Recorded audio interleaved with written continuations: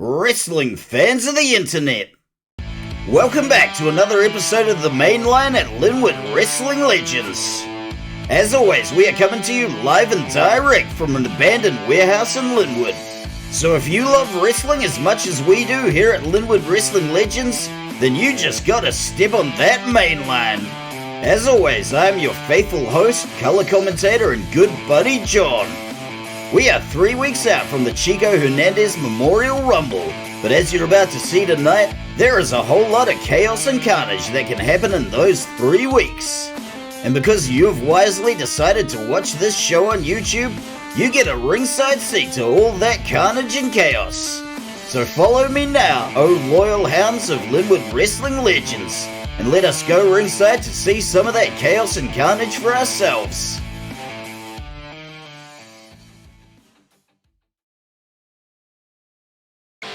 First match of the card, and second match for our newcomer, the Celtic Queen Cerridwyn Murphy.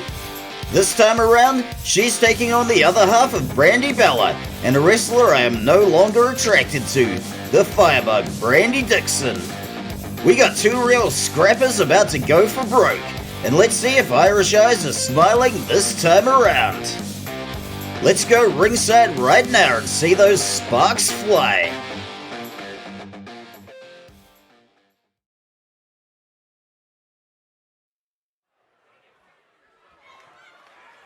The following match is scheduled for one fall. Introducing first, from Limerick, Ireland, she is the Celtic Queen, Cerridwyn Murphy. And guess what, folks? John the commentator has got himself a shiny new laptop. Obviously that doesn't make much of a difference to you, the viewer, but it's put me in a good mood. I got my shiny new laptop, I got a bottle of off-brand cola, and I'm about to see our newcomer, the Celtic Queen Cerridwyn Murphy, demolish the other half of Brandy Bella. My definition may vary from that of Ice Cube, but I gotta say, today is looking like a good day. Let's see if our scrappy newcomer can go 2 for 2. If she could take down Hannibella in her debut match, theoretically, Brandy Dixon will be a walk in the park. At least on paper, but we all know there's plenty that can go wrong.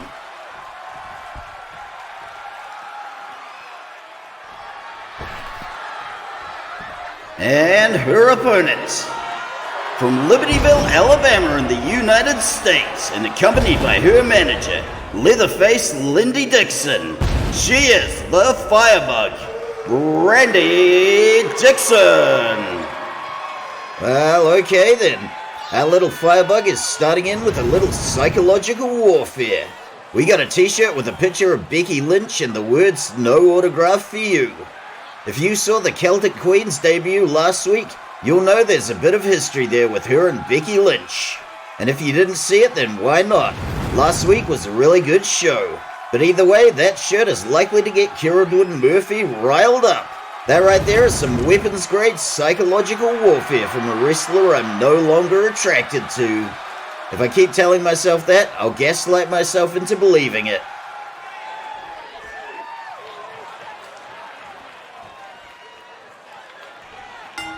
Referee Zeka Jeremiah Best Jones rings the bell, and these two are straight at it, hammer and tongs. We got two real scrappers here, and they are in a scrap-happy mood. Brandy getting the worst of that exchange, and here comes Cerridwyn Murphy with the headlock takeover.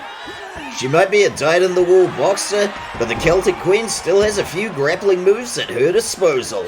And speaking of disposal, could whichever one of you lift the floater in the men's toilets please flush it? It's starting to freak people out.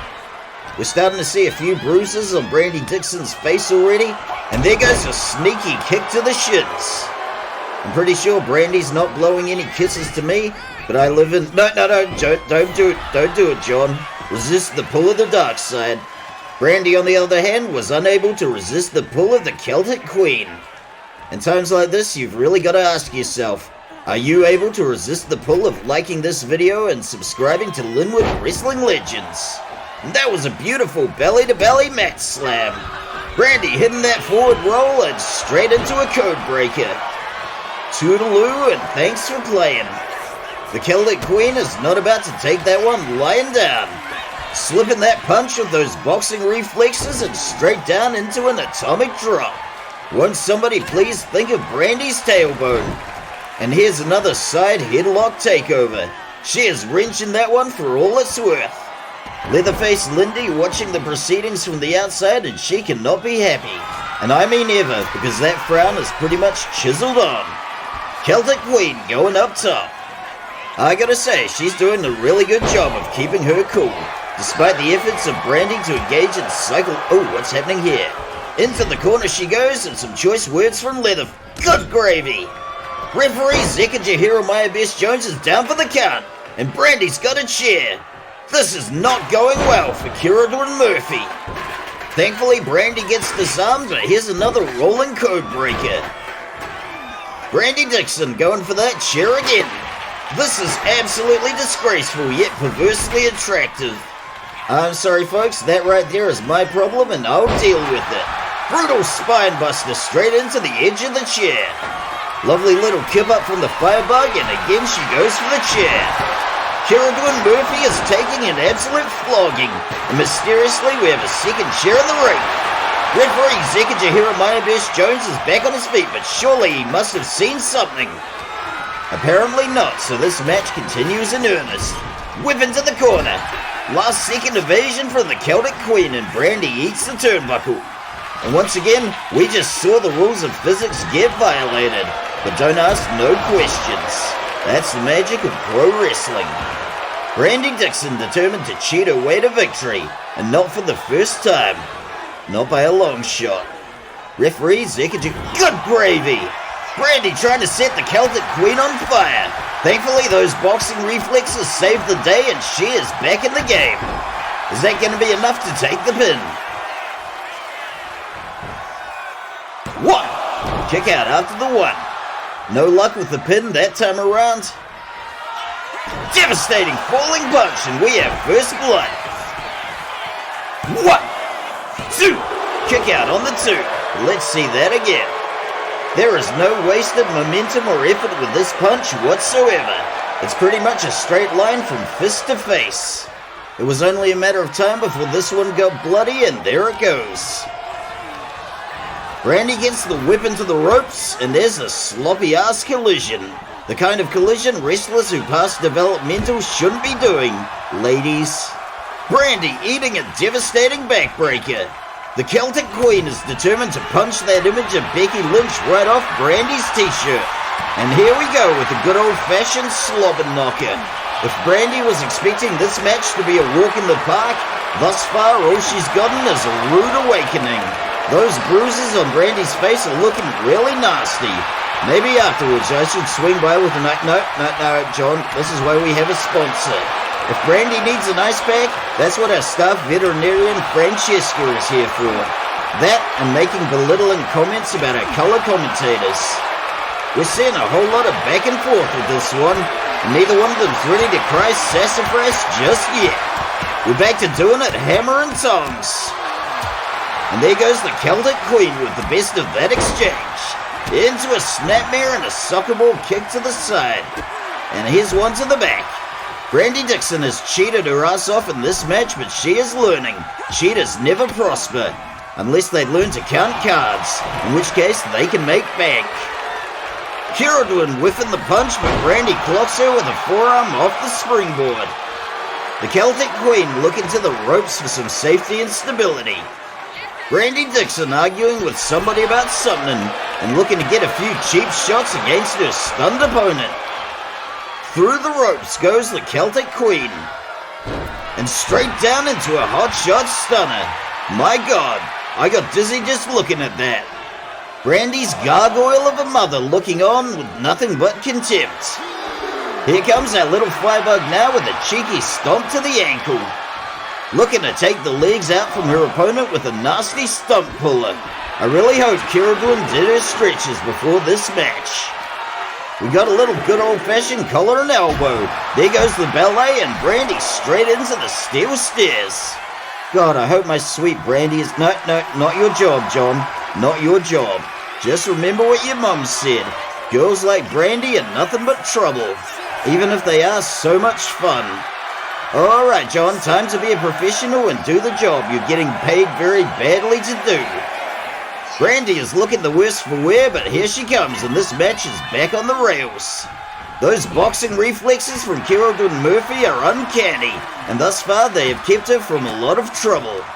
If it wasn't for the whole breaking that guy's hand because he was wearing a Becky Lynch shirt thing, she could have been the Floyd Mayweather of women's boxing. Brandy stunned against the ropes, and here comes a delightful little nod to fellow Irish wrestler Hamish. The beats of the bow Rawn. And my God, I hope I pronounced that correctly. And here's a fun fact. Nearly a third of my audience is watching in Ireland, and that is why I love each and every one of you wonderful Irish people. Well, that, Thin Lizzy, Father Ted, Potato McWhiskey, Call Me Kevin, and Andrea Core. And Liam Neeson, gotta have Liam Neeson. And the Cranberries had some good jams too. And even though they weren't technically Irish, House of Pain was still Irish adjacent. And I take a very dim view of anybody who can't recite all the lyrics to jump around from memory. And boom, shaluck luck boom, down goes Brandy. Pack it up, pack it in, can she get the win? 1, 2, kick out just before the 2. Cerridwyn Murphy saying, word to your moms, I came to drop bombs. I got more punches than the Bible's got psalms. And that kind of works, because there's Brandy's mother. But don't make eye contact with her, because you'll turn to stone. That happened to me last week. Obviously it wore off, but I can still taste a little gravel in the back of my throat. And here's some more shamrocks and shenanigans with the turnbuckle covers. The Celtic Queen goes up and over. Brandy Dixon looking pretty pleased with her efforts. She is not above lying to her opponent and telling her that Becky Lynch organized this beatdown. Unfortunately, Cerridwyn Murphy is willing to believe that Becky Lynch is the architect of all her misfortune. Here it comes, folks. Look at that blinding hand speed and a brutal double punch to seal the deal. Can she seal the deal with a pin? 1, 2, 3. Cerridwyn Murphy takes the win. Let's go see some highlights from Ernie the cameraman. So far, our new recruit Cerridwyn Murphy is batting 2 for 2. And credit where credit's due, folks, she took a lot of cheap shots during this match. Brandy was determined to cheat her way to victory, but the Celtic Queen was having absolutely none of her crap. I also got to give her props for keeping her cool, despite Brandy's best attempts at psychological warfare with that Becky Lynch shirt. It's still very early days for the Celtic Queen, but I for one am looking forward to seeing what she can do in her next match. Obviously her striking skills are beyond question, but I'm looking forward to seeing how she develops with her grappling and technical skills along the way. I'm also interested to see how she goes cutting promos, so safe to say I am along for the ride. Congratulations to the Celtic Queen Cerridwyn Murphy for her second victory in as many matches. That's a whole lot of bruises and welts right there, but such is the price of victory over an opponent as scrappy as Brandy Dixon. I'm sure it's nothing our staff veterinarian Francesca can't handle.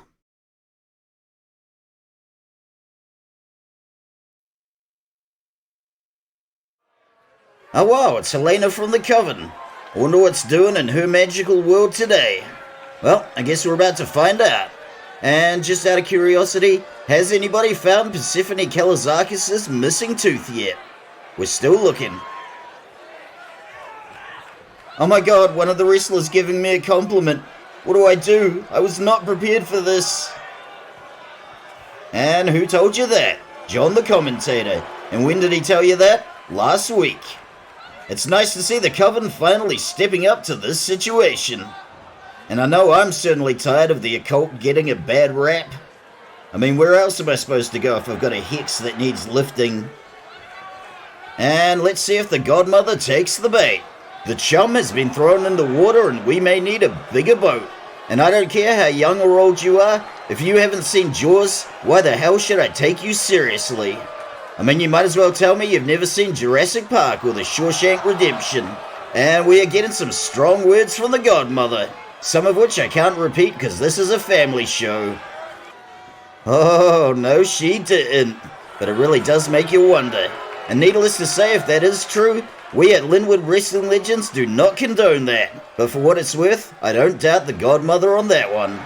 To be honest, I'd kill for anybody's leftovers right about now. Oh crap, did I say that or just think it? I'm just gonna need all you folks to forget you heard that. And once again, we find Madrina wagering her minions like pawns in a chess game. And do you really think that's a good idea, Helena?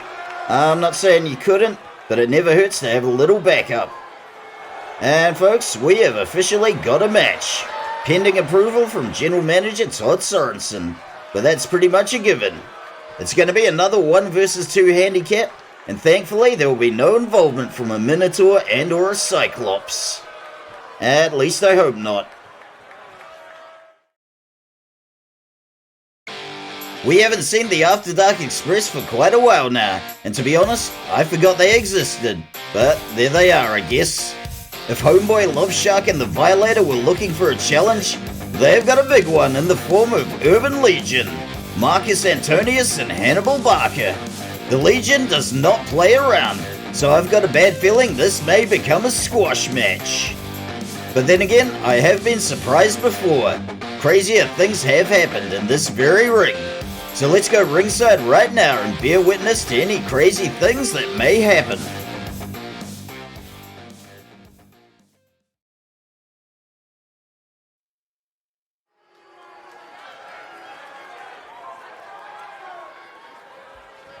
The following tag match is scheduled for one fall. Introducing first, from Linwood, Christchurch here in Aotearoa, Homeboy Love Shark and the Violator are the After Dark Express. Alright fellas, I can appreciate a cool entrance as much as the next guy. Okay, so we've got exhaust fumes in an enclosed abandoned warehouse, but here's my real point of contention. Who the hell gave the Violator a driver's license? I failed my full license test 3 times. I am gonna be super angry if the Violator got his on the first time around. And as cool and Mad Max-esque as that car is, did it even pass its warrant? I may be coming across as a total buzzkill, but apparently it's my job to keep track of all these little logistical tidbits. God knows nobody else wants to do it. And who do you think gets the call if our one office stapler gets broken and we need a new one? You're welcome, Vivian. And their opponents, from Chicago, Illinois in the United States, Hannibal Barker and Marcus Antonius are Urban Legion. Homeboy Love Shark, you're my friend and I love you to death. And you're probably sick of me saying this, but I'm gonna say it again. It is not too late to join me on commentary. These boys in Urban Legion here are the real deal. And do you really want your kids visiting you in hospital again? How many times has it been this year? It's been 11, and I know that because I'm the one that had to take you to the ER each and every time. I do so many thankless jobs around here, and what do I get for my troubles? Certainly not any respect, that's for damn sure.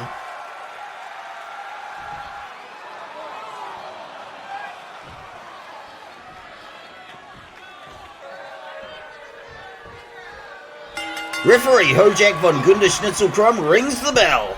Marcus coming off the springboard with a moonsault, but nobody home.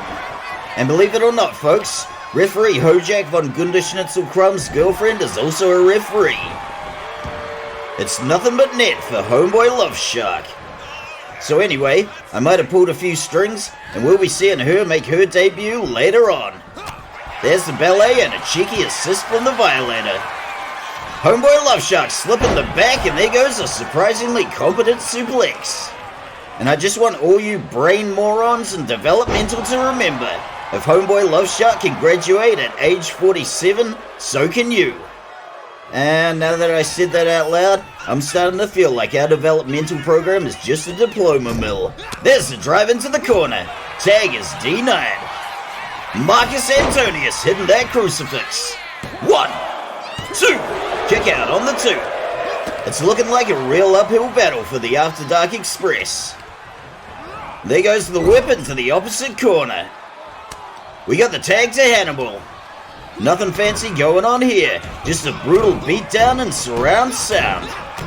And because this is a tag match, you better believe I'm going to mention the Motor City Machine Guns.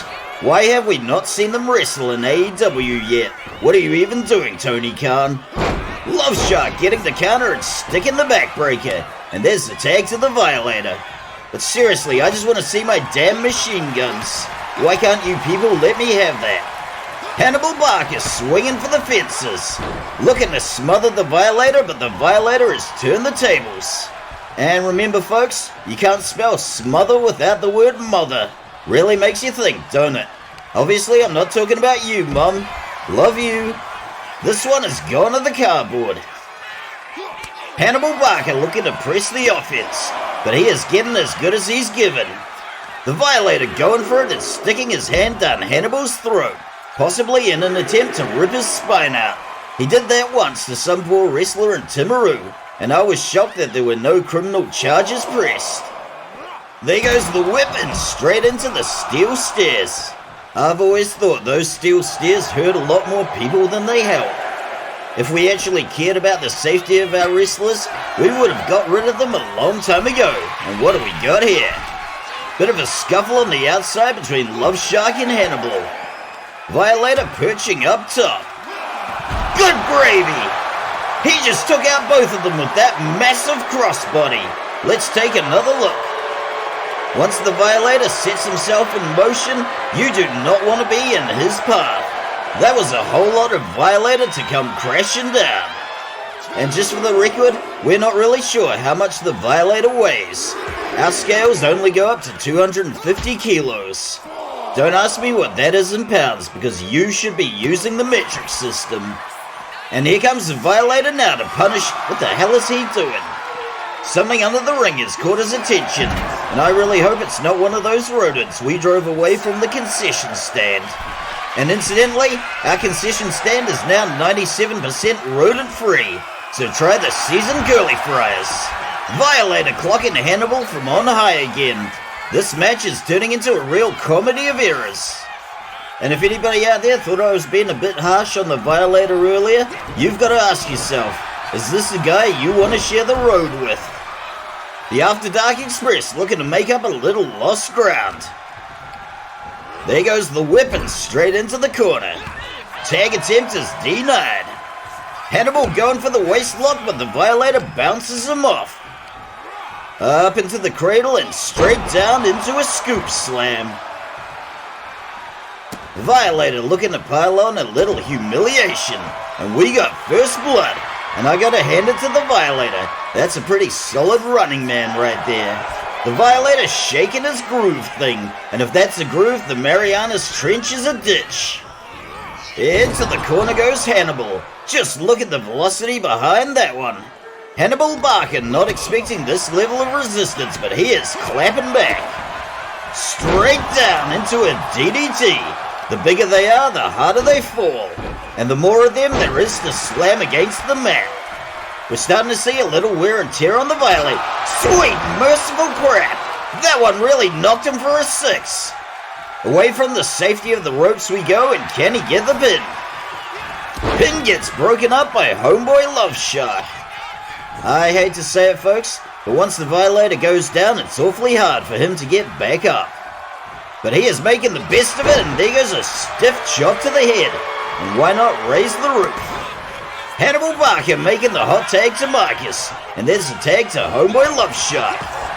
Love Shark firing off and coming out swinging. Marcus with the dodge and up into the cradle, and down into the scoop slam. Love Shark looking for a little support on the ropes. And speaking of support, you can do that by liking this video and subscribing to Linwood Wrestling Legends. Marcus going over the ropes and sticking a DDT on the apron. Marcus coming in with more bounce to the outs and hitting the splash and dash. Marcus Antonius getting distracted by something, and maybe this will give Love Shark the chance he needs to recover. Moonsault off the outside springboard, but Love Shark's got the dodge. Love Shark stepping back in the ring and hitting that shuck and jive. we got another little scuffle outside the ring, and we have seen a lot of pandemonium in this match. Love Shark posting up off the middle rope. But not for long. Homeboy Love Shark going topside. Marcus slipping back, and this match is back on the rails. Love Shark coming down with the falling axe handle. And man, has he got some sweet dance moves. But can he get the pin? 1, 2, and the kick out after the 2. If the After Dark Express can keep up the pressure, who knows, maybe they might walk away with a win. There's the drive into the ropes. Love Shark giving him the arm wringer through the ropes, and that one's gotta hurt. Marcus gets the counter, and he is punching his way out. Another whip into the ropes. Sweet dropkick, and Love Shark folds like a bad hand of poker. Love Shark really starting to struggle. Yabba dabba doo! That was a sweet pop-up Hurricane Rana. I can't believe I just said yabba dabba doo. I feel like a right idiot. Yabba dabba doo! Can he take the pin? Broken up by the Violator, but let's take another look. Folks, what we got here is a 1-2 punch of Marcus Antonius' greatest hits. First up, we got a beautiful pop-up Hurricane Rana. Then comes the whip into the ropes and a little something called the lie detector. I have no idea why he calls it the lie detector, but I have learned to stop asking questions a long time ago. As Triple H would say, stop being a critic, f*** off, and enjoy the show. Triple H's words and not mine, folks. Marcus taking to the springboard and hitting that moonsault. Can he get the pin? 1, 2, 3. Urban Legion takes the win. Let's go see some highlights from Ernie the cameraman. And folks, if you think Triple H's words were a little harsh, you know what? I agree. He told me to f*** off, so off I f***ed, and I haven't watched WWE since. Well, that's just one of many reasons, and it certainly didn't help. As far as I'm concerned, anybody who tells their audience to f*** off doesn't deserve an audience. And I'm sorry to get a little polemic there, folks, but this is just a reminder that we love each and every one of you, and we will never tell you to f*** off. Congratulations to Hannibal Barker and Marcus Antonius of Urban Legion. This one might not feel like a glorious victory, but it's a victory nevertheless. Every victory is another step towards the next title shot. So if they can keep the victories coming, I'm sure they'll be there in no time.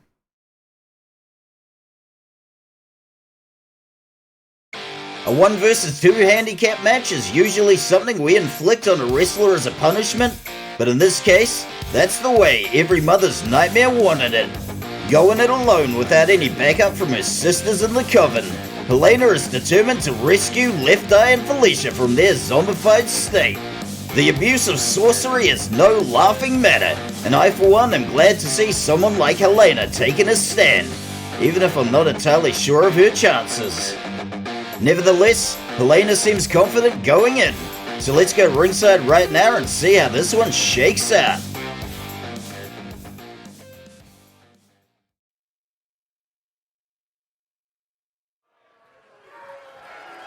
The following 1 versus 2 handicap tag match is scheduled for one fall. Introducing first, representing the Coven and accompanied by Grigory Kalishnikov. From Salem, Massachusetts in the United States, she is every mother's nightmare, Helena. How about that, folks? We got a new romance blossoming, and for once, it's between two wrestlers I actually like. I gotta say, it's a welcome change of pace. I'm probably jumping the gun a little here, but can you imagine how strong and powerful their children will be? Helena is the strongest wrestler we've got on the roster, male or female. Grigory Kalishnikov is no slouch in that department either. Once again, I'm probably getting a little ahead of myself, but who knows? We may be seeing the beginning of a wrestling dynasty. Helena's babushka, or grandmother, was Russian, so there's not as much of a language barrier as you may think. But back to the match at hand, and I really hope Helena knows what she's got herself in for. A 1 versus 2 handicap is no laughing matter. Wherever the rest of the Coven is, I hope they're laying on the protective spells and incantations, because Helena is gonna need them. Either way, we got somebody from the occult community calling out abuses of sorcery, and I think that's something we should all tip our hats to. At least I would if I owned a hat. I've got a beanie lying around somewhere, but I only wear that on cold days.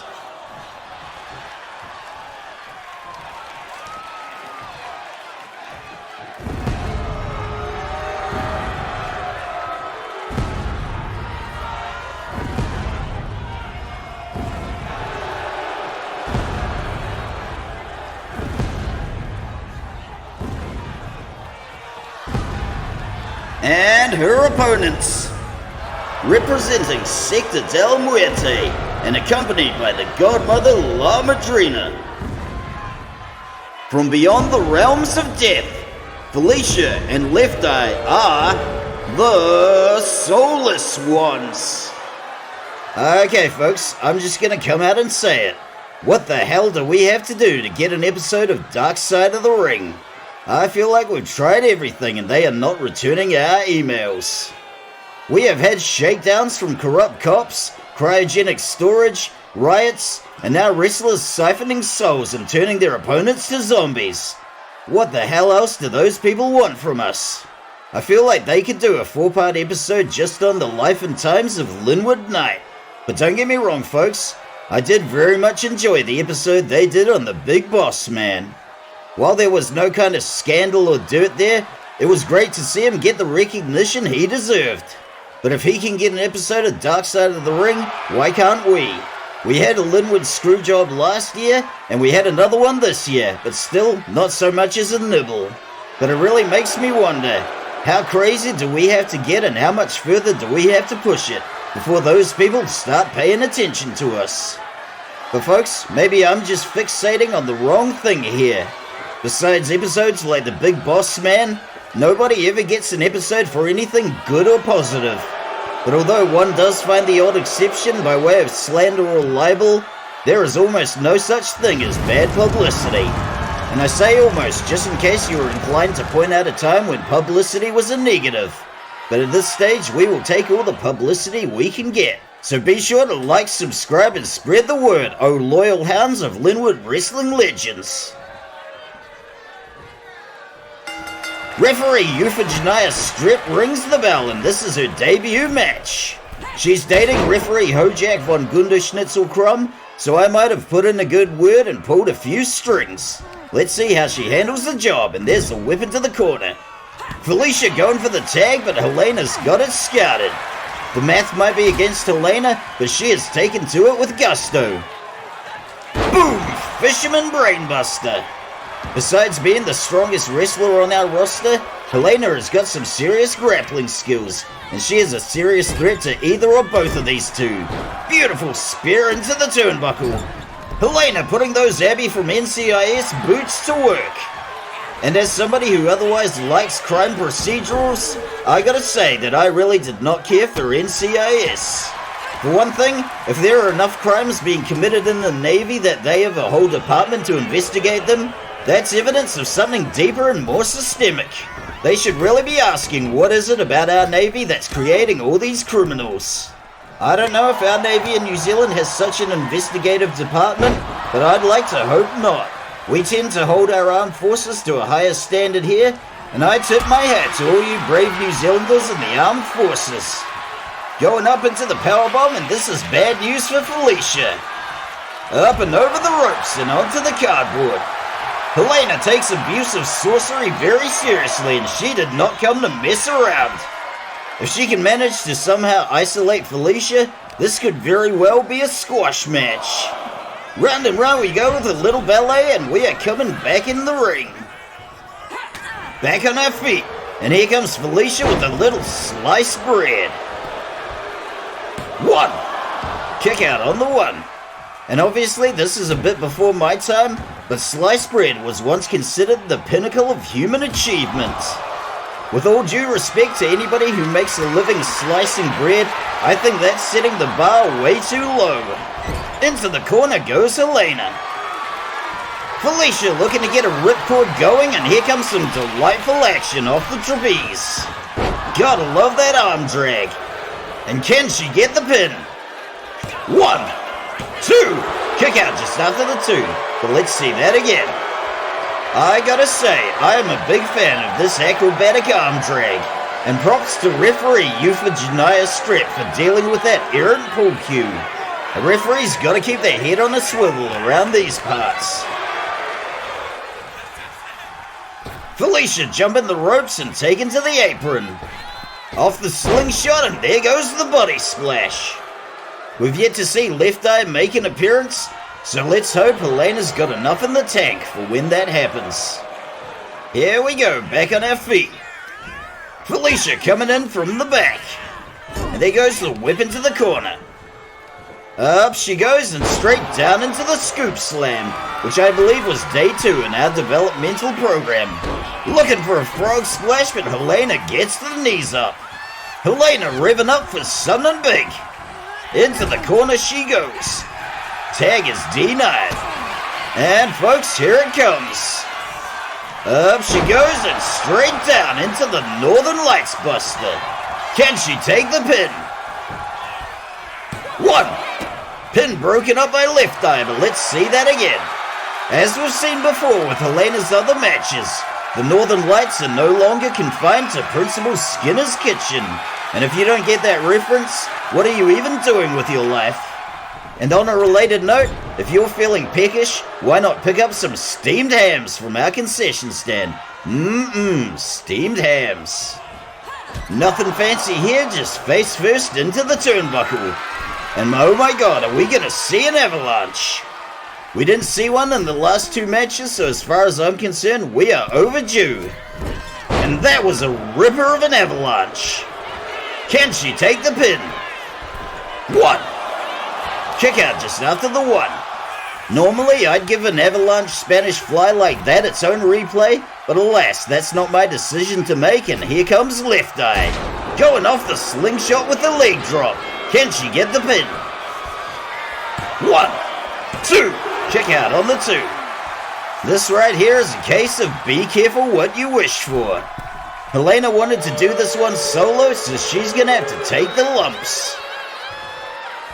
Left Eye hitting the double spring and clocking her with a sweet crossbody. So far, referee Euphigenia Strip has done a good job of keeping this match on the rails. There goes the tag to Felicia. Left Eye coming in with the spine buster, and straight into the body splash from Felicia. That's another thing you gotta watch out for in those 1v2 matches. Those nasty team attacks. The best thing you can do is isolate one of your opponents, and what better way to do that with the trusty old ground and pound. It's safe to say that Felicia has already been through the ringer, so the godmother will be looking to Left Eye to close this one out. There goes the arm ringer, but Felicia's got the counter. Another whipping back into the corner, and a tag to Left Eye. Up she goes into the powerbomb, and there goes the buckle bomb and step up into Gary. That is not a place you want your head to be sandwiched, and we are going back to the cardboard. And speaking of cardboard and sandwiches, try our new BLT from the concession stand. That's right, bread, lettuce, and tomato. Who says the B's gotta stand for bacon? Left Eye clobbering her way to freedom. Back into the ring goes Helena, with Left Eye in hot pursuit. Well, really more lukewarm pursuit, but here we are. Left Eye slipping back to the apron.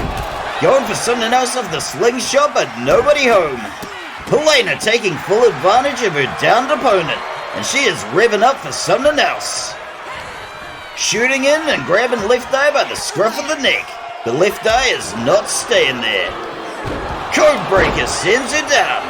Left Eye looking to drag her away from the safety of the ropes. Once again, let's forget about the coefficient of drag. Booyah! Look at that! Flashing elbow. 1, 2, kick out on the 2, but we gotta see that again. This is really one of those blink and you'll miss it moves. So here's a little something for those of you who blinked. And if you blink the second time around, we are not playing it a third time, and that is on you, my friend. There's the whip and a little ballet. Helena running in with the full body press, and down she goes. But Left Eye has no intention of staying in the corner. Step up enziguri. There goes the tag to Felicia.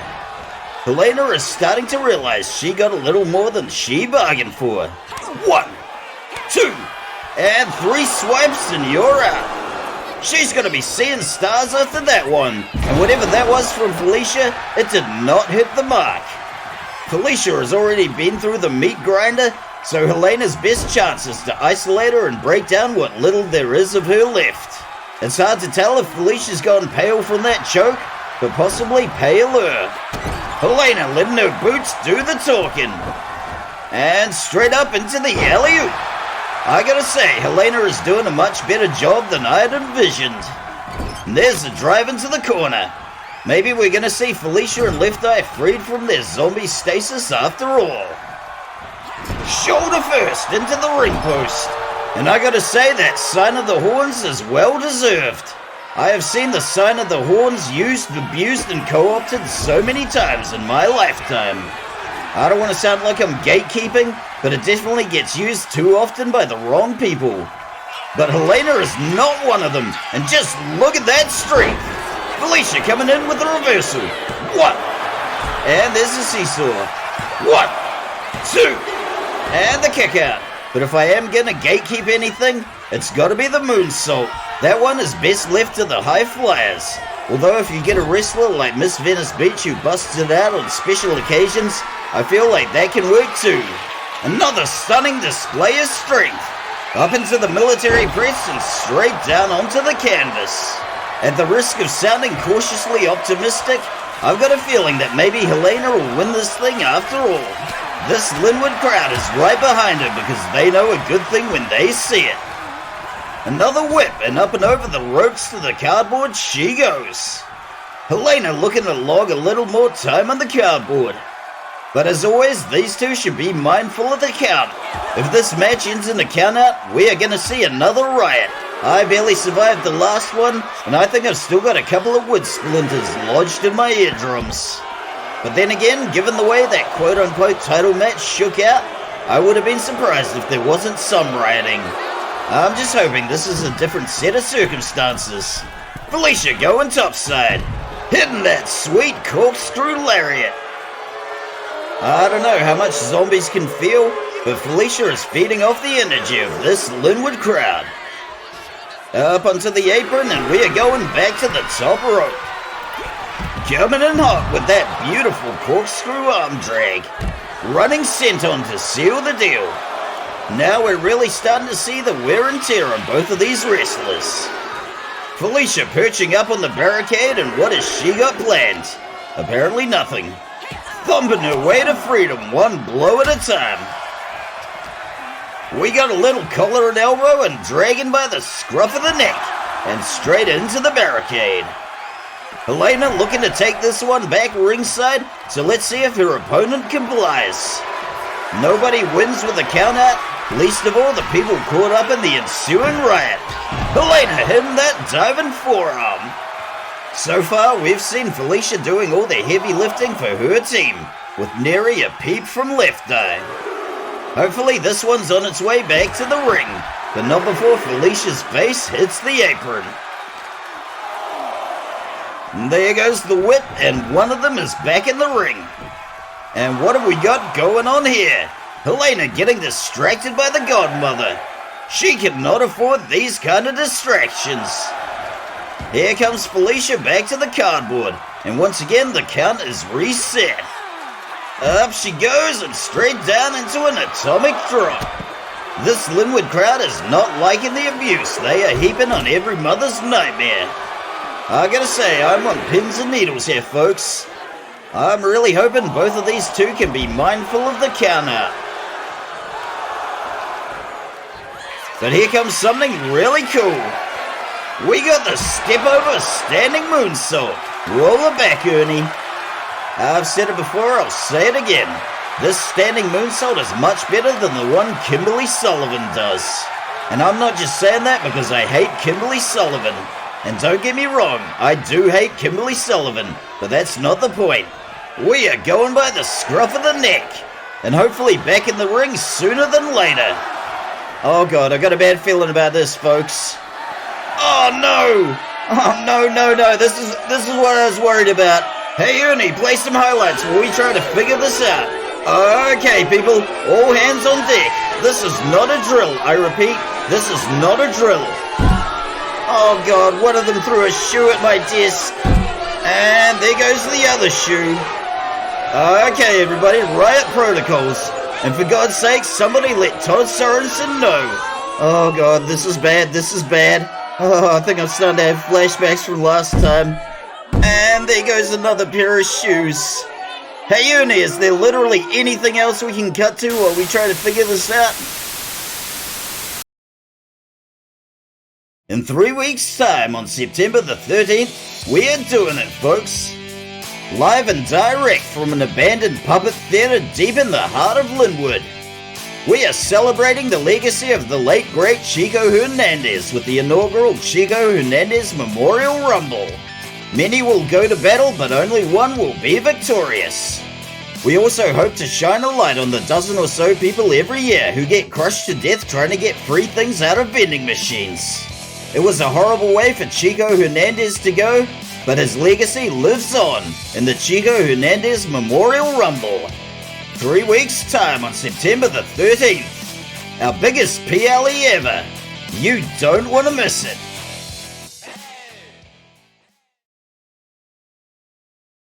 Well, folks, we just narrowly avoided another riot. It took some shrewd negotiation and a lot of concessions on our part, but the rest of the show is good to go. And for this next match, we got two of the very best in our men's division, the Professor Jerome Scott and the Gallo Glass Hamish Gunn. We're pretty much guaranteed a stellar match from these two, and this is going to be just the palate cleanser we all need after narrowly avoiding another riot. We're about to see another clinic going down, so let's go ringside right now and check it out.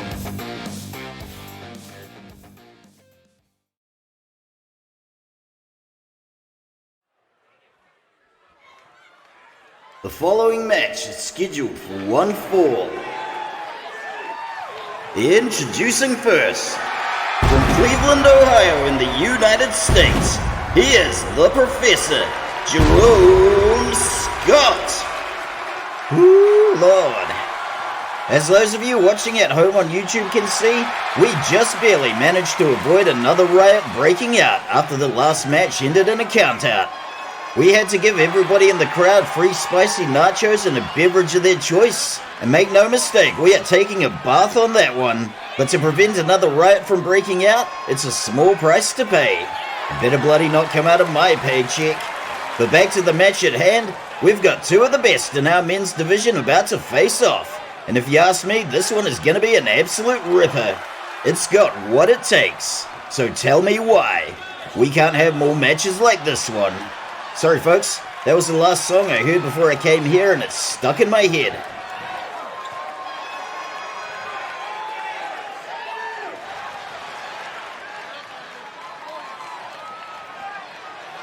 And his opponent, from Wick, Scotland, he is the Gallo Blast, Hamish Gunn.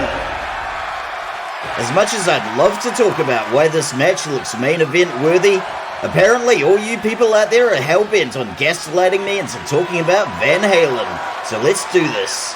It's a question as old as time, Diamond David Lee Roth or Sammy Hagar?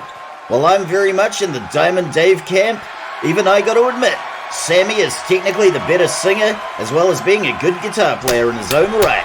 And as much as I prefer the David Lee Roth albums, even I gotta admit, why can't this be Love with Sammy Hagar as one of my favorite Van Halen songs? But now that all you people have finagled that out of me, let's get back to some wrestling.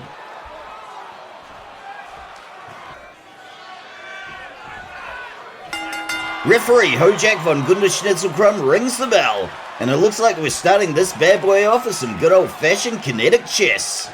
I know very little about the competitive chess scene, so I'm just gonna say that this here is like watching Magnus Carlsen play against, I don't know, somebody who is also very good at chess. Whew, nailed it. The Professor nailing that crucifix. That was not the smoothest segue I've ever done, but nobody else wants this commentary gig, so you're stuck with me. Jerome Scott getting the fishhook and sticking that fisherman brainbuster. Looking to take flight, which is not something a grounded wrestler like him does often. And why not give a little love back to this Linwood crowd? And such is the price of hubris. The Gallo Glass Hamish Gunn is not somebody you can afford to take your eye off, not even for a second.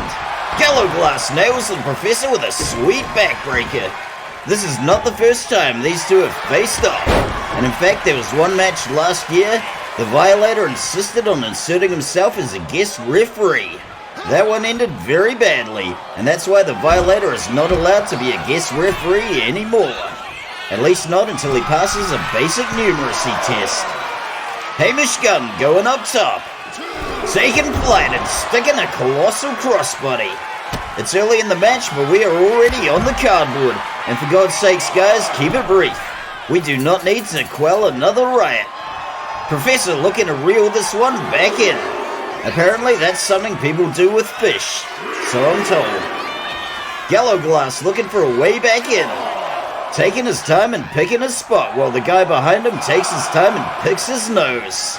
Seriously, dude, that's gross. Back to the cardboard and the count gets reset.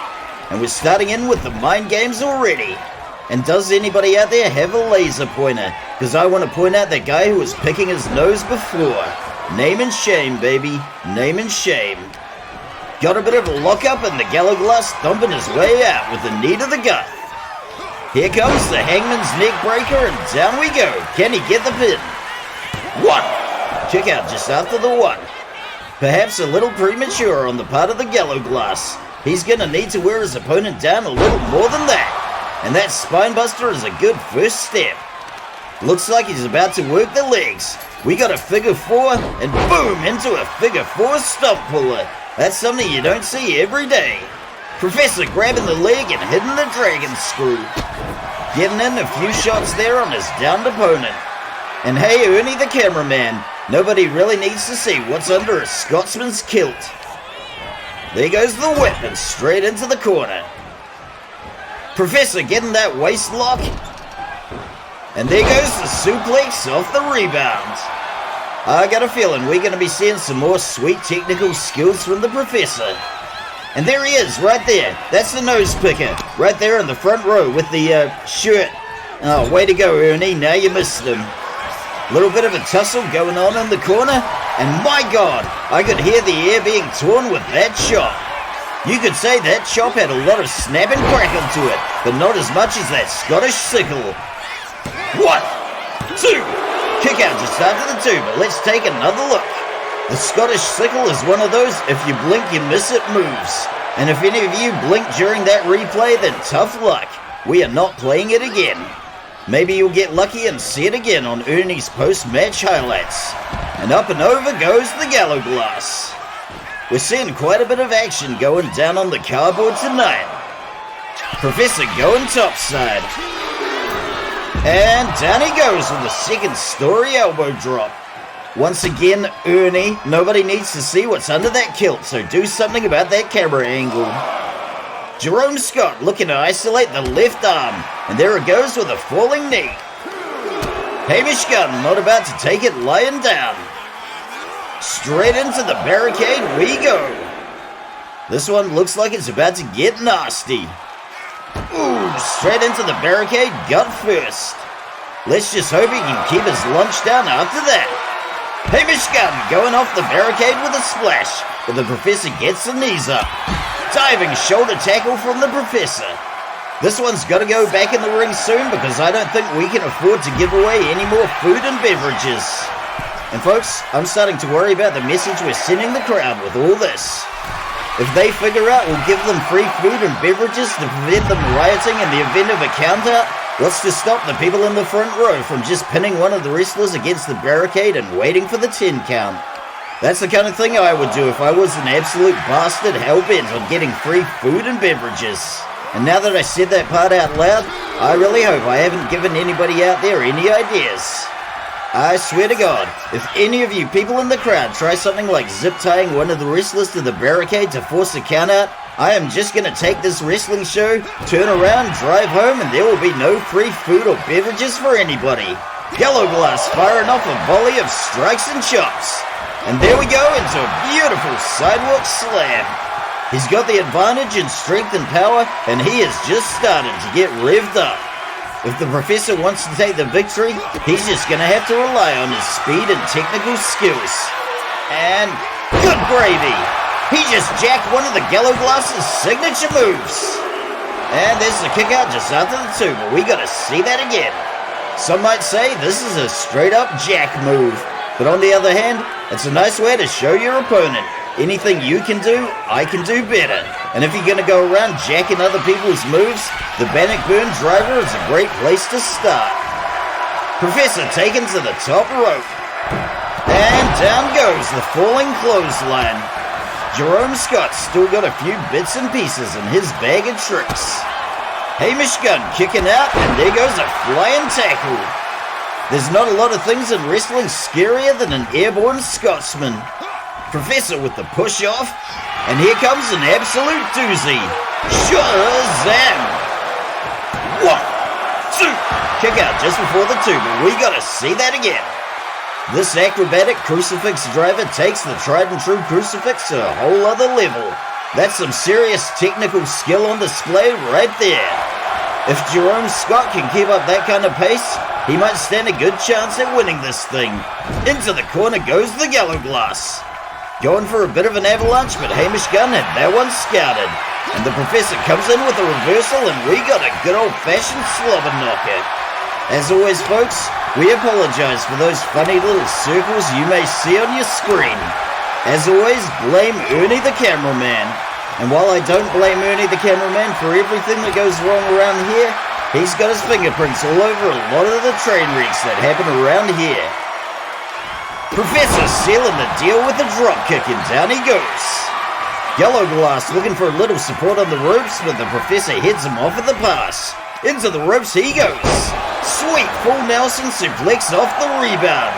The professor is bringing his A-plus game tonight. What we're seeing here is an absolute clinic being put on by one of the best. So maybe the rest of you chuckleheads on the roster might want to pay attention. Maybe you'll learn something. And that goes double for you slack-jawed troglodytes and developmental. There goes a drive into the corner. Another attempted avalanche gets denied, but the professor is determined to stick that one sooner or later. Jerome Scott heading that last-second counter. Unloading with a salvo of strikes. There's the waist lock and straight into a suplex. Up to the top rope again, and he is looking to rain down another airstrike. And there it goes by way of a devastating falling elbow. We're seeing the Yellow Glass take a whole lot of punishment, but we've also seen him come back from much worse than this. There's another whip into the corner. And are we finally gonna see that avalanche? I'm on pins and needles right now because I've been waiting all show for this. And here comes the Yellow Glass punching his way out. He is determined not to be avalanched because it's no fun to be the avalanchee, and that's totally understandable. Going for something big, but the professor gives him the slip. Jerome Scott picking away at his opponent's defenses little by little like a seasoned tactician. The crowd's going to be absolutely loving this display of his prowess. There's the big boot from Hamish Gunn sending him to the canvas. Another reversal and we are back on our feet. We're seeing the laws of physics get violated again, but who better to do that than a physics professor like Jerome Scott? Yellow Glass gets him by the scruff of the neck and we are on the ropes. Up he goes and face first straight down into the ropes. I got a bad feeling about what the Yellow Glass is lining up next. He's going to be looking to make up some of that lost ground, and up we go into the powerbomb. Walking his opponent clear across the ring. And here we go. Snake eyes into the opposite turnbuckle. Going back across the ring and taking his sweet time. Professor coming out with a counter. We've been seeing a lot of counters and reversals, and here comes some sweet, sweet science with the gravitational constant. Yo, Ernie, roll it back. Say what you will about wrestling, but there is no faking gravity. There is not a lot you can do to mitigate a move like the gravitational constant, which as we all know by now is 9.81 meters per second squared. Professor looking to work the legs, and here comes another lesson in science. This time around we're getting a practical demonstration on centripetal force. If my high school physics teacher had put on demonstrations like this, maybe I wouldn't have flunked out. Who am I kidding? Of course I would have flunked out. Nevertheless, I tip my hat to the professor for showing the practical applications of physics in the wrestling ring. The gallows glass was probably not expecting this kind of resistance. But at this point, that's kind of on him. You underestimate the professor at your peril. Back into the corner we go, and are we about to see the avalanche that yours truly has been waiting patiently all night to see? Wubba lubba dub dub! We just got an avalanche falcon arrow. That was absolutely worth the wait, so let's see it again. The professor knows how much I love avalanches, and I'd like to think this is his way of showing me, John the commentator, some love, after all the love I've shown him. At least that's what I'm going to tell myself. But the fun doesn't stop there, and he looks like he's revving up for something big. Up he goes, and boom! There goes another gravitational constant. Can he take the pin? 1, 2, 3. Jerome Scott takes the win. Let's go see some highlights from Ernie the cameraman. Well, folks, did I call it or what? This one was absolutely main event worthy. The professor was on fire for this match and we got treated to an absolute clinic. And hell, if you can beat an opponent like Hamish Gunn, that speaks very highly of your skill set as a wrestler. While he may have been at a disadvantage with regard to size and strength, the professor won the day with his speed, technical skill, and deep knowledge of physics. We've actually got our main event coming up next, and I really hope it can live up to the bar this one set. Congratulations to the Professor Jerome Scott for his victory. We just saw a brilliant demonstration of what wrestling is supposed to look like from two of the best in our men's division. And once again, if I may circle back to Van Halen, this match had what it takes. So tell me why can't we have more matches like this? And as much as I may like that song, it's lodged in my head pretty good now, and it's going to take a while to scrub it out.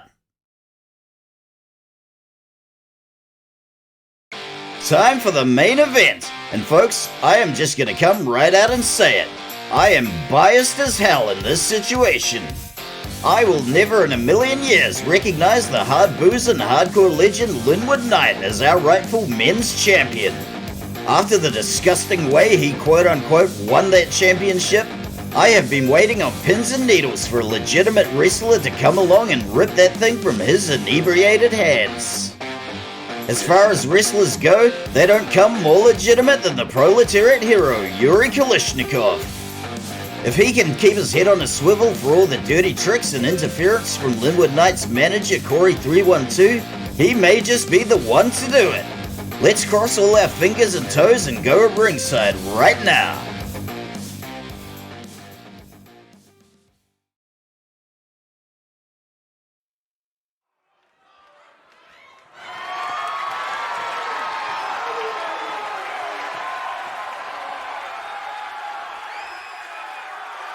The following LWL Men's World Championship match is scheduled for one fall.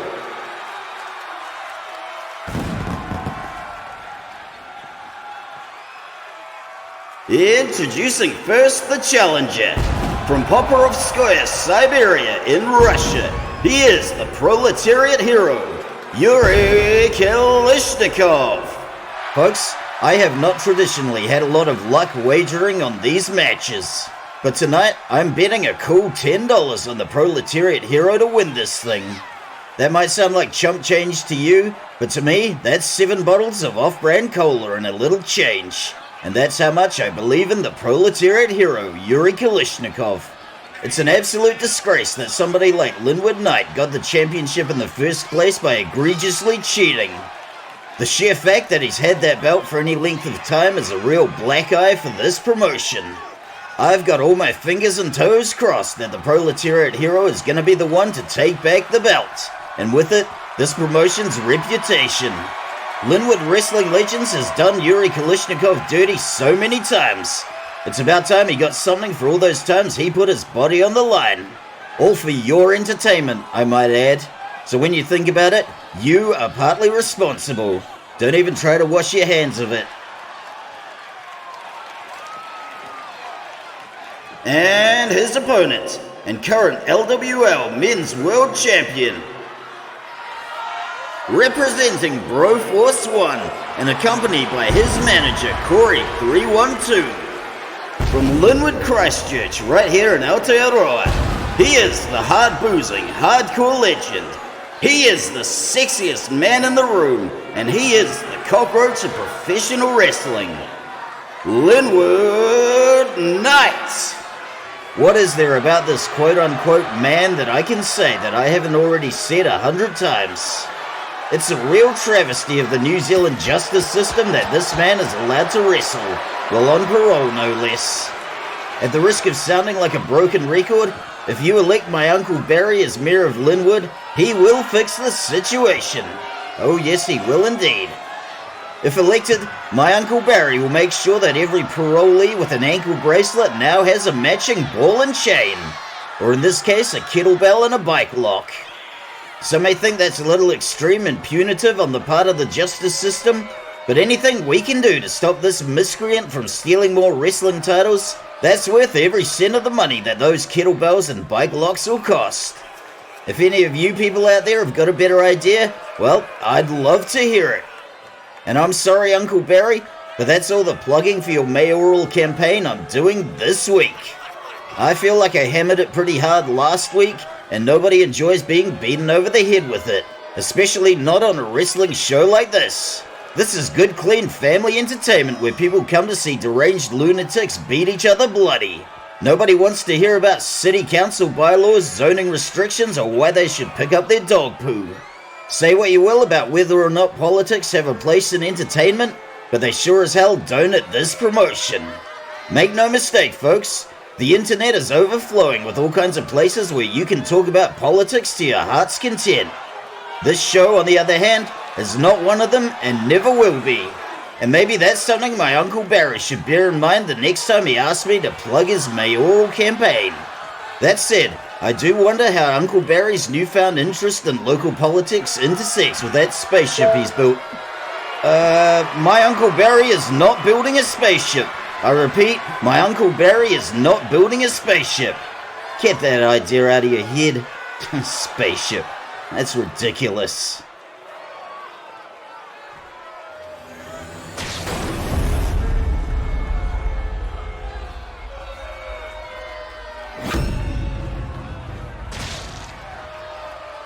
Calling this title match tonight will be referee Henrietta Sorensen.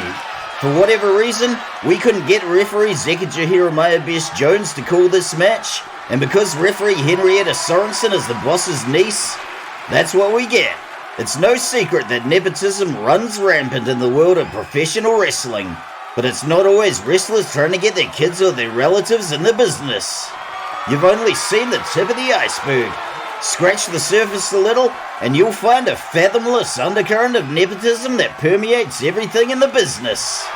Every which way you turn, there's kids, cousins, spouses, and latest flings of somebody already established. Unfortunately, yours truly is not related to anybody famous in the wrestling business, so I had to take my lumps and do it the old-fashioned way. And by that, I mean a lot of groveling, ass-kissing, unpleasant jobs and saying yes boss, no boss, 3 bags full boss. And look where all that effort got me.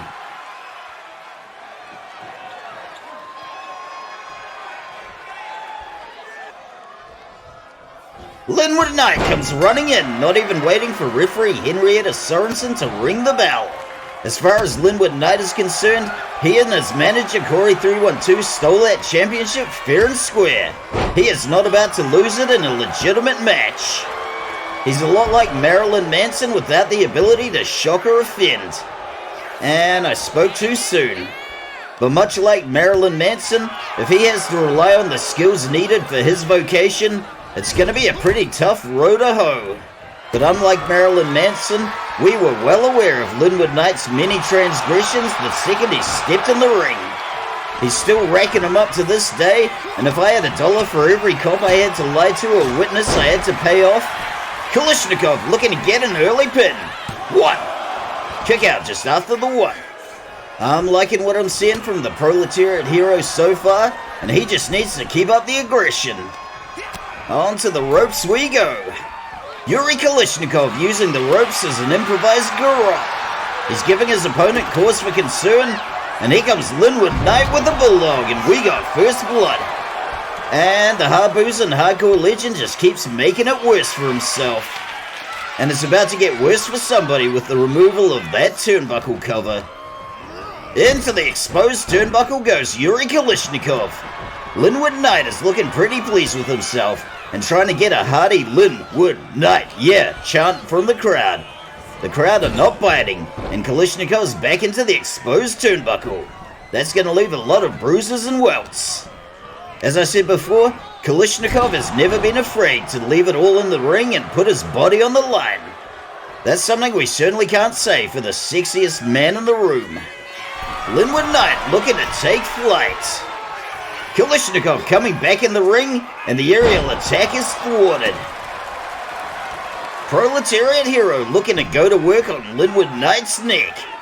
Corey 312 in the background giving another cheeky assist with the removal of that turnbuckle cover. Kalishnikov going for the armbar. Can he make him tap or snap? I'm hoping for snap, but I never seem to get that lucky. Linwood Knight powering his way out. Referee Henrietta Sorensen otherwise occupied replacing that turnbuckle cover. Kalishnikov going for the shoulder tackle, but nobody home. Huevos he tostadas! We all knew that one was coming sooner or later, so let's see the video evidence. I know I say this for a lot of the footage in our archives, but I've got a bad feeling someday we'll be playing this one in a courtroom. If that happens, I'm just gonna have to protect myself by snitching on everyone. 1, 2, kick out on the 2. No dice with that pin, and there goes the falling elbow. It's early in the match, but Kalishnikov is already looking in a bad way. That said, I've seen him come through much worse than this, so I'm not willing to say goodbye to that $10 just yet. And there he goes, slipping the ropes onto the cardboard. I'm sure I don't need to remind you boys that we don't need 2 riots in one show. Straight into the barricade goes the Proletariat hero. He is being tied to the whipping post, but he is countering back, and into the barricade goes Linwood Knight. Turnabout is fair play, and there's a Russian leg sweep into the barricade. It's no exaggeration to say that Yuri Kalishnikov's technical skills far outstrip those of Linwood Knight. It's not even close. Kalishnikov going to work with a salvo of shots, and a sweet DDT straight into the mat. This Siberian supernova is just getting started. If Kalishnikov can take the lead, we might see another clinic being put on. And that right there is a great start to said clinic. That's a new one on me, so roll it back, Ernie. I've been informed that this one is called the Rolling Siberian Leg Sweep, and that's pretty on brand. Another great addition to the Proletariat Heroes arsenal. Can he get the pin? And we're aware it's referee Henrietta Sorensen. Apparently being distracted by Corey 312. Just remember, Henrietta, he is not boyfriend material. Into the corner goes the hard-boozing hardcore legend. There's a little tussle, a little argy-bargy, and once again somebody is holding up a sign with a stick figure sitting on a toilet. Linwood Knight going low and raining down those cheap shots. Of all the signs to bring to a wrestling match, what would possess somebody to bring one of a stick figure sitting on a toilet? That's probably a question I'd rather not know the answer to. Linwood Knight going for the splash but missing the mark. Nobody home. Stiff shots across the bow from the Proletariat hero. Linwood Knight reversing into a hip toss. Down we go again with another headlock and some more trap punches. We're seeing a lot of blood near Kalishnikov's eye, and it's got to be affecting his vision. Linwood Knight taken to the top rope. I think I've seen this one before, and I got a bad feeling about this. Off the ropes he goes with a diving headbutt. Let's get another look at that one. While I still think this move should be banned, all that head trauma might actually do Linwood Knights some good. You never know, we've tried everything else. Hard Booze and Hardcore Legend revving up for something else, and here it comes. Bro hard or bro home, that was the bro buster.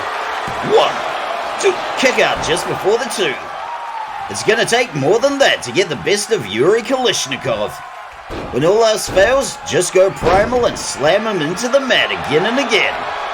Despite his best efforts, the crowd has not taken the bait and given him the Linwood Knight year he so desperately wants. Stiff punch from Kalishnikov, dropping him like a bad habit. And speaking of bad habits, there are worse habits you can have than subscribing to Linwood Wrestling Legends. And while you're at it, you might want to give that like button a bit of a suplex, or maybe even just a scoop slam. I'll let you be the judge. Linwood Knight stunned against the ropes. Up we go, and suplex off the rebound. There is nothing wrong with Yuri Kalishnikov's technical skills. And boom goes the European uppercut, or Eastern European uppercut, if you really want to be pedantic. And here comes a move that's 100% Kalishnikov, the Kalishnikov special. Run it back, Ernie. We've all seen this one done a million times, but as far as 1-2 punches go, it doesn't get much better than this. After that one, Linwood Knight's gonna be seeing more pink elephants than usual. And get a load of all that blood. As bad as that wound may be, the Proletariat hero has not stopped or slowed down one iota. Falling punch from the middle rope, knocking him for a 6. And if you don't know what the expression knocked for a 6 means, ask a New Zealander. Don't ask an Australian, because you'll just have to listen to their accent. There goes the drive into the corner. Nothing fancy going on here. Just Linwood Knight heaving on a heaping helping of hurt and humiliation. The Proletariat hero is not taking any of his crap, and we got a genuine bona fide slobber knocker. I'm amazed it's taken this long. Thankfully, Broforce 1 manager Corey 312's involvement thus far has been minimal, and let's hope it stays that way. I would say let's hope he falls off the apron and cracks his head open, but that's probably a bit too dark. But for the record, if it did happen, wink wink, I wouldn't be sending any get well soon cards. Dropkick from Linwood Knight. He wants to remind this Linwood crowd that he is still the sexiest man in the room. And if you ever walk into a room and Linwood Knight is the sexiest man in it, I would suggest turning and running as fast as you can. Kalishnikov is not done yet. We're seeing reverses and counters every which way. Good gravy, Moscow torpedo. Out of nowhere, roll it back, Ernie. People may or may not expect the Spanish Inquisition, but nobody expected that Moscow torpedo. Can he get the win? 1, 2, 3. Yuri Kalishnikov takes the win and wins the title. Let's see some highlights from Ernie the cameraman. Folks, today was a good day. Not just because I made a cool $10, but because we at Linwood Wrestling Legends finally have a legitimate men's world champion. After having his momentum stalled, getting done dirty many a time, and suffering all kinds of indignities and embarrassments, Yuri Kalishnikov finally makes it to the top. And it's about goddamn time. Congratulations to our new men's world champion, the Proletariat hero Yuri Kalishnikov. Linwood Knight's reign of embarrassment is over, and the championship is away from Broforce 1 and in the hands of somebody who actually deserves it. We just saw a whole lot of wrongs get righted, and I've got a really good feeling about what we can expect from Yuri Kalishnikov's championship reign. Every wrestling promotion deserves a champion they can be proud of, and folks, we hit pay dirt with this one.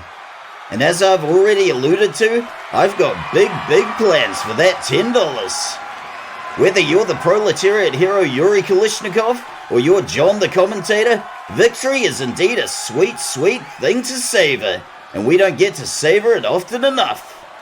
And in my case, the sweet taste of victory is the sweet, sweet taste of off-brand cola that you can pick up for $1.39 a bottle. So folks, I reiterate, today was a good day.